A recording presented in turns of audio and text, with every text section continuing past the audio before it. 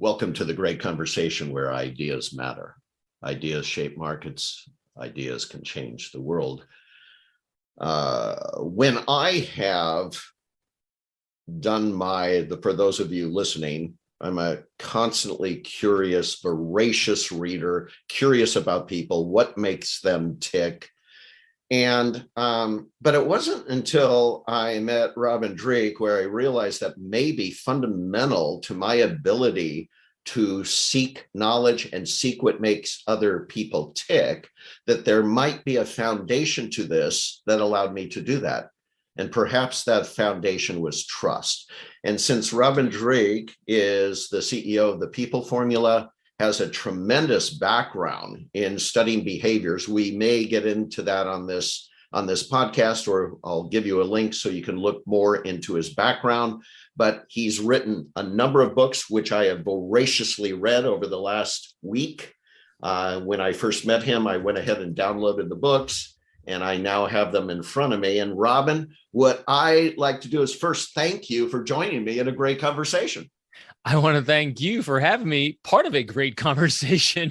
And we've had many, prior to this great conversation. So it's an honor and a pleasure. So thank you for having me. Absolutely. I'm so fascinated about your journey too. I mentioned a little bit just now in opening up, a foundation of trust. What was your defining moment in your life that led you to trust as a foundation for all you do? Oh, a founding. There's, as we all been through life, there's a lot of defining moments that we go through. The first time I think I was asked that question, I go back maybe 5 or 10 years, and I think about, recruiting spies and trying to form trust with someone who, doesn't want to form trust with you. And then, as you get more reflective, you'll go back to, my time prior to the FBI in the Marine Corps and developing trust with my senior drill instructors and my drill instructors at Parris Island when I was a company and series commander down there. Then I reflect more and I go back to, well, how did I get to do all these things? Well, it's because I got through the Naval Academy after I failed out of my primary, my primary major of aerospace engineering. And the only thing that got me through was building trust with my professors and everyone else that allowed me to stay there after they tried kicking me out for academics 4 times. And then I go back even further. It took me 7 times to take the SATs, even to get in the Naval Academy, get an application. And the trust I had to form with teachers, professors, and people that wrote recommendations for me that were teachers, mentors, and guides. And then it really ultimately goes back to, at a much younger age, when all their prefrontal lobes fully forming and the impressions we have of really a deep-seated need internal that I had, that we all have as human beings, is our own psychological comfort. And my psychological comfort was I had a fear of being alone. I wanted to and needed to make a connection with people. And at the heart of making a connection, you need trust. And so that's the journey from now back through time. It's where it all started, but it really comes down to trust is the foundation of everything you need in life, which is healthy, strong relationships, because without relationships, partnerships, and connections, you can achieve nothing. I always say you can have the greatest genetics and biology on the face of the planet, but without healthy, strong relationships based on trust, you might as well be a moron on top of a mountain by yourself. And thank you for that.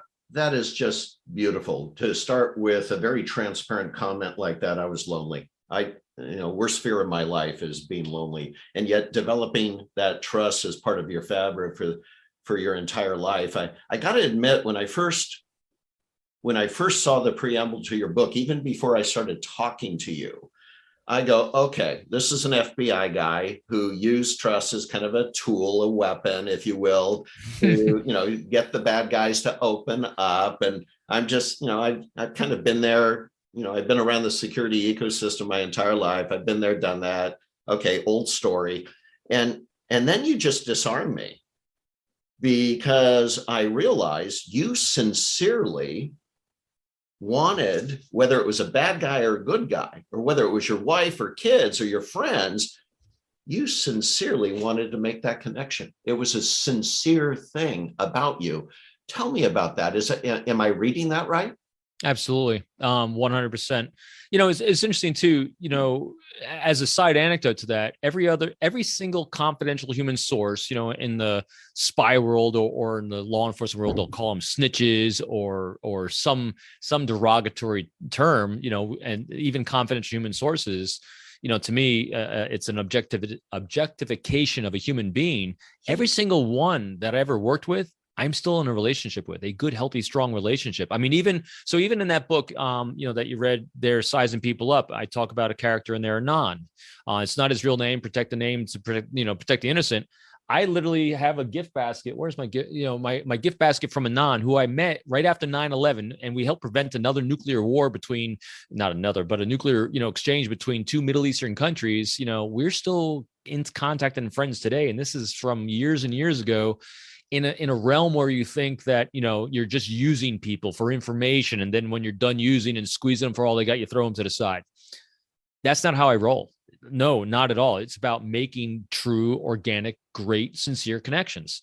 Because, when someone is willing to put their entire lives in your hands, potentially, or their families, or their welfare, their well-being, if you're going to use or start out with any sort of pretext or falsehood or manipulation, you're going to fail majestically. And at the core of me is as overbearing as my personality could be, because I'm an extrovert, that my background of Marine Corps and FBI and everything can really be that hardcore type A. It deeply wounded me internally when I could tell if I've wronged someone. If I made someone feel uncomfortable, if I hurt someone in any way or made them feel less in any way, it wounded me deeply. So I really focused on my behavior and what I need to stop doing and start doing to not do those things anymore. So if I had a healthy relationship with myself, where I understood trust isn't a weapon, right? It's a tool to create powerful relationships. How would I do that on this short little podcast of ours? How would I begin to reframe my world, the narrative that I've used my whole life? Just teach me the tool so I can make more money and I can be more successful. And no, what would my approach be if I wanted trust to be the foundation of my relational narrative for my life? It's really simple. It's what I call in life the elusive obvious. First, you have to understand that and put in your own internal workings of your mind when you're engaging another human being, to realize that every human being is always going to act in their own best interest in terms of what they think their safety, security, and prosperity is from their point of view. And so from that point on, you're never taking anything personally. You're just understanding that people are taking actions that are providing their own psychological comfort. You can either be part of creating psychological comfort for them or not. If you are, then you're going to start having a relationship and start building trust. In order to do so, that's a framework in which to think and regard other human beings. Now, in order to actually do that, it's language, and language congruent with your behaviors and actions is what makes trust happen, because you have this congruency between your words, actions, and deeds. And here's I call them the 4 pillars of communication that make this happen. These are the 4 things that this Marine Corps major couldn't tell me when I was ranked last out of all the second lieutenants in my first duty station, when he told me, Robin, you suck. You just need to be a better leader, and you need to make it about everyone else but yourself. And I'm like, wow, that's hurtful. I thought I was. I get it, but I own it, because you're never a victim. You own it. I said, what do I do? And he goes, I don't know. Just figure it out and do it. This is the 4 things I've never heard anyone say that was exactly what I needed to hear, that allows you to start building that trust and build those relationships. Number 1, seek the thoughts and opinions of others instead of sharing yours. 2, talk in terms of their priorities and challenges instead of yours. 3, and then you talked about this already, validate them non-judgmentally, have non-judgmentally curiosity about who they are as a human being and the path they walked. And this is where empathy is, because that's exactly what empathy is. And 4, you empower them with choices. When you do one of those 4 things, the entire shift goes from you to them, and their brain starts rewarding them chemically for engaging with you in the short term, which is transactional relationship stuff, which I'm not a big fan of, but you need to go transactional to go to long term. So that's where the dopamine and the endorphins are starting to go. But when you actually keep acting and behaving in this manner where you are a resource for their success and prosperity without expectation or reciprocity, you continuously demonstrate over time and repetition that kind of language and making it about them, that's when the long term starts kicking in, and that's when the serotonin and the oxytocin start flowing, and you have long standing relationships and you have trust. And so it's those 4 pillars of communication that make this entire thing happen, because you're shifting that focus from you to others. And That's just it. so everyone knows, it's fascinating. His first book, Robin's first book, is called "It's Not All About Me," where he outlines much of this framework we're talking about. Very, very short little book. I think it's I'm looking at it now. It's 90 pages long. It's short. It's pithy. It's easy to digest, easy to consume. And Robin, that's your bestseller, I guess. It is my bestseller. Isn't that something? A self-published book. Yep. And how long ago was that? 2010, I think, is when I released the Kindle. In 2011 is when I came out with the paperback. Actually, I'm finally working on getting an Audible out for it. Because I've actually recorded it. I've actually read it out loud before. And so I'm actually trying to do that. But yeah, it's sold. I think I'm over 100,000 copies on that book now. That's just amazing. That's fantastic. And it was the first one I purchased, and I ran through it in minutes, basically. Right. and it's easy to remember too. And I love how you just nailed it, the 4 pillars of communication. And it seems to me, Robin, and again, you're saying you got to go transactional at first, really make sure you're giving yourself to them, and you're giving them gifts that create that brain reaction in them. And what's the gift you get in return afterwards? Gratitude, if I'm lucky. That's it. I mean, so all I'm ever seeking in a relationship is to be valued, and if you're lucky, you'll get some gratitude. Someone asked me that, the other day, if you're constantly making it all about others, so where do you get your energy from? Well, I have my three whys in life. My whole purpose is, number 1 is create healthy, strong relationships and connections. Number 2 is open, honest communication and transparency, because you can't have that healthy, strong connection without open, honest communication and transparency. And this is from a spy recruiting guy. I'm telling you, I'm completely transparent, as you're seeing now. And then finally is be an available resource for the success of others without expectation or reciprocity. And that's the service orientation, which is leadership. And where you get my energy from is when you're of service to others and you see people being successful, because all I'm doing is I'm a resource for their success on the path that they've chosen. And if you see them start being successful and you are able to at least contribute maybe one nugget along the way, that's when your reward comes, is seeing other people's success. And that's what really inspirational and the exceptional leaders do. They pay attention to what others are seeking to do with their lives, and you're just trying to be a resource for them achieving those things. And that's for your reward. Now, you didn't live in corporate America. You lived in government. You lived with the FBI for 21 years. You were the head of their what was it called? The behavioral analysis program. Yep. Right. So obviously, this is a fantastic tool in that.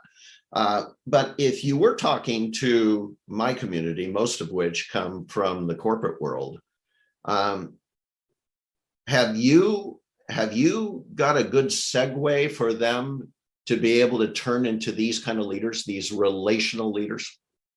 Oh, absolutely. Matter of fact, I've been retired a number of years, and I've run my business consulting with, that world since 2010. I've had outside employment with the FBI before I retired. And, so regardless of whatever, author or other thought leader you're reading in the world of leadership, whether it's Simon Sinek, Jocko Willink and Leif Babin, with extreme ownership, or even, more, anecdotal storytelling, from like Jim Mattis and Call Sign Chaos. All these leaders are saying exactly the same thing, using great anecdote and story about how great organizations take care of their people, because when you take care of your people, the people take care of everything else. But having a clear understanding, probably the greatest consultation I do is working with companies and organizations, understanding that you actually have to really understand the purpose and the why of that organization.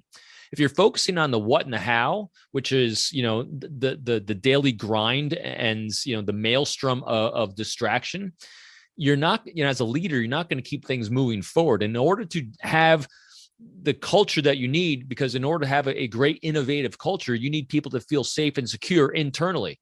Because when they feel that safety and security internally, where they're not getting backstabbed, or they're not feeling like they're about to be thrown out of the door, where they're not getting ranked, and it's a no failure culture, no one's going to innovate in those kind of things. In order to create that culture of safety and security psychologically, where people can innovate, you need to demonstrate value and you need to demonstrate affiliation. Those 4 pillars of communication do just that, because when you're talking in terms of the priorities of others, when you're validating them and seeking their thoughts and opinions, you're being curious about them and giving them choices.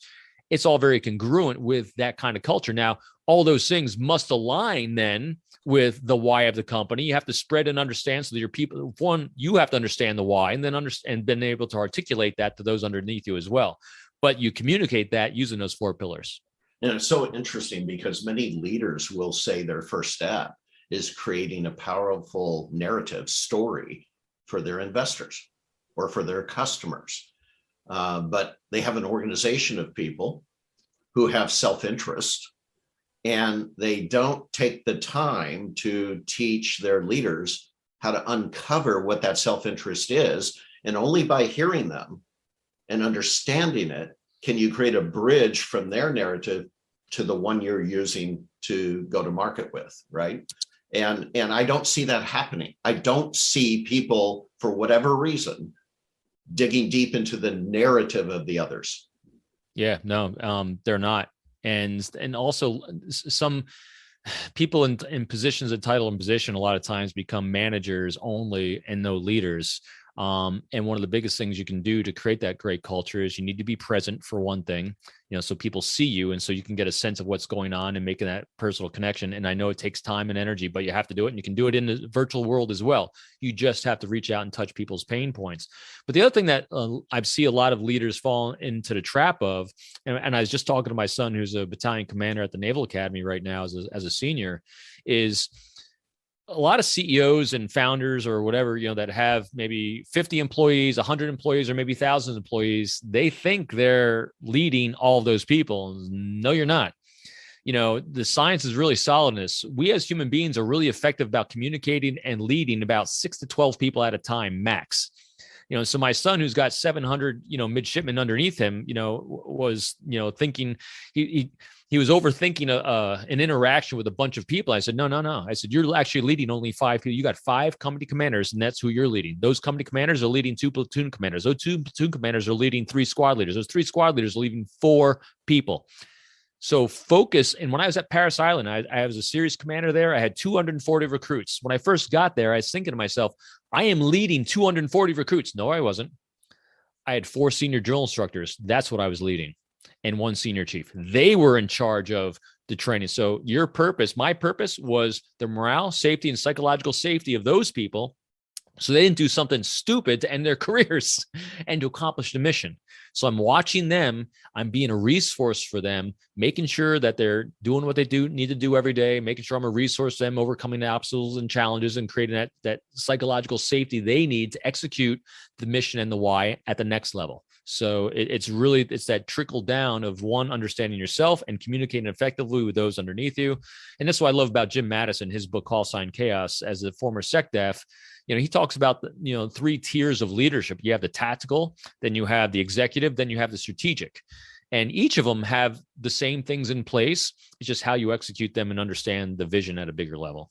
One of the things you got very good at in your professional occupation that security leaders in the marketplace are dealing with right now, especially with the expansiveness of the digital and human sensors feeding them information about risk in the world, is how do you get to truth?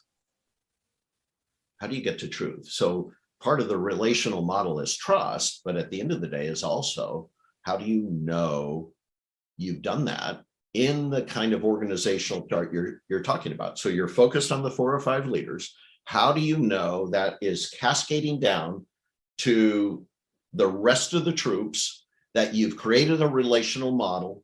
How do you know the truth of that without getting involved with those people? How do you do that? Sure. Great question. And again, it's things are simpler than people think they are. One, I'm constantly seeking clarity and transparency. And if I don't understand something and I ask a question, I need immediate transparency and simplicity. Because if you understand something at the depth of knowledge that you need to have in order to be effective, it needs to be simple and need to be able to articulate it and you need to be able to do it like this. And I need nonverbal congruence. In other words, I need to see really high comfort nonverbal displays when you're sharing this information with me, where I'm looking for transparency and I'm looking for that congruency with how it's being delivered. Are you delivering it confidently? Maybe a little bit of smile, ventral displays, up, open, and out. Or every time I'm asking you a question for clarification, am I getting stress indicators, eyebrow compression, lip compression, blocking, blading, coming in, And so I'm looking for congruency of verbals and nonverbals, and I'm looking for transparency and clarification and simplicity.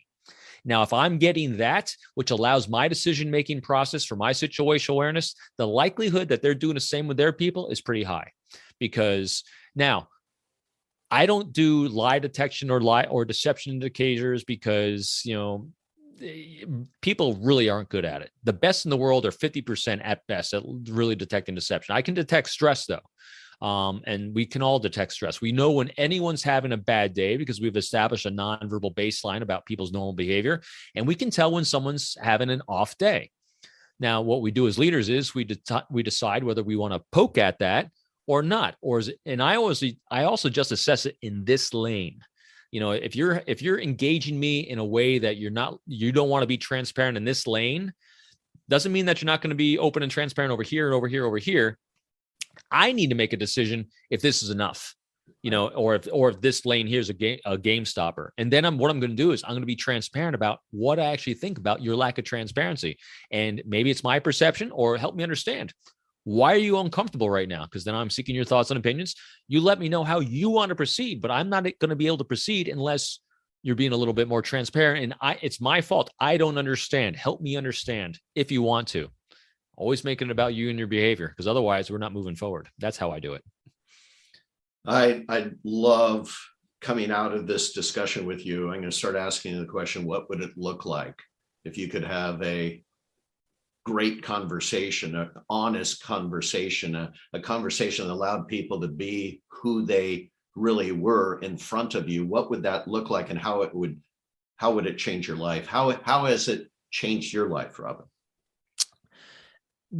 I love great conversations. Probably one of the best questions I love to get and I love to give, to have that great conversation where you can start breaking down shields and make it about the other person is, how did you get to be the person you were today? Tell me about that journey. I love that question. That becomes a great conversation because everyone has an amazing journey. It's never about the end point. The end point, people always assume, because with me too, you're the head of the behavioral analysis program for the FBI. Everyone always assumes, oh, that must have been an easy path. Look, you're this hard charging type A and you just made things happen. Literally, it happened because I failed at everything I wanted to do in my life, so it's that fascinating path that people take. That's how you have a great conversation. That's how you build connections, and that's how you make it about others. Well, I'm looking forward to your next book. Do you have any, can you give us a little sneak preview of what it looks like? I've been kind of talking about it already today. It's at first I was working on, I was calling it turn the tables, basically how to make a skeptic and people resistance allies. And so I'm actually working on a new title, which right now it's called Connect, making the skeptical and resistance out, people in your life allies. And basically I was born to recruit spies. That's where it's all starting, because that is the ultimate skeptic and person that is resistant is someone like that. Well, what you'll enjoy, people who are listening to this, what you'll enjoy in sizing people up is Robin shows how these tools worked for him in real life scenarios here, keeping the names private, obviously, but just a fascinating kind of a history of our world, at the same time, analysis of how to use behavior prediction and behavioral tools to get to truth and get to trust in relationship. This has been a great conversation, Robin, and I can't wait till you're ready to maybe publish that book, and let's get back together when that happens. Okay. Anytime. I would love to. I love a great conversation. Well, now we know how to have one.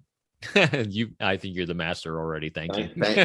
Thanks to Robin Dreeke with People Formula. Looking forward to seeing people listen to this and actually begin to apply it in their lives. Thank you, Robin, for a great conversation. And thank you.